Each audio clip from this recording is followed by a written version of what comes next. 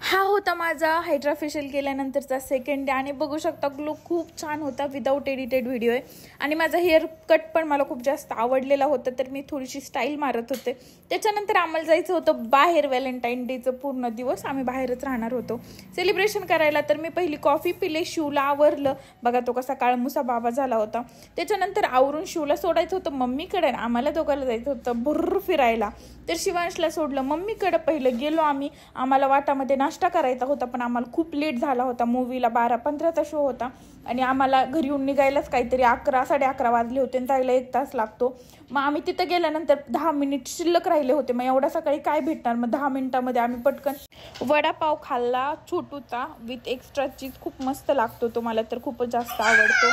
तर आम्ही first time या नवीन टॉकीजमध्ये गेलेलो होतो. खूप सॉफ्ट होतं, खाली जे चालायचं होतं ते. आणि ॲडव्हान्स बुकिंग केलेली होती कारण ऑलमोस्ट सगळे शोज फुल आहेत, कारण मूवीज तसा आहे. एवढा भारी मूवी ना, मला कधीच माझ्या डोळ्यामध्ये पाणी येत नाही, रडायला येत नाही, पण या मूवीमध्ये अक्षरशः अंगावर काटे येतात आणि काही ठिकाणी वाटतं आता मी जाऊ आणि त्याचा बुगा करू का काय त्या दुश्मनाचा.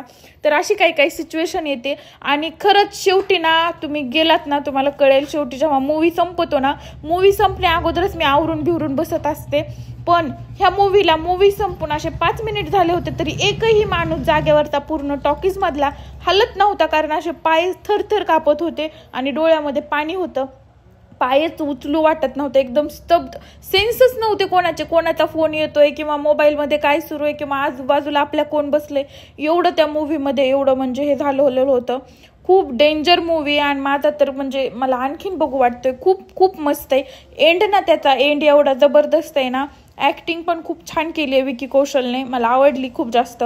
तर मूवीज छत्रपती संभाजीराजांवर म्हणजे याच्या अगोदर महाराजांवरती, छत्रपती शिवाजी महाराजांवरती मूवी होते, पण संभाजीराजांवरती मी हा पहिलाच बघितलेला मूवी आहे. खूप एक नंबर ॲक्टिंग होती आणि खूप मस्त होता. त्याच्यानंतर आम्ही रानामध्ये जाताना शिवसाठी फालुदा वगैरे घेऊन गेलो. बघू शकता तो घरीच होता. तर त्याचं भांडणं सुरूच होते. त्याच्यानंतर लेकरांना वगैरे सगळ्यांना दिले, मम्मीला दिला आणि त्याच्यानंतर आम्ही गेलो बांधकामावरती. आणि इकडं माझं सुरू होतं, म्हणजे मी 2-3 दिवसानंतर आले होते बांधकामावर.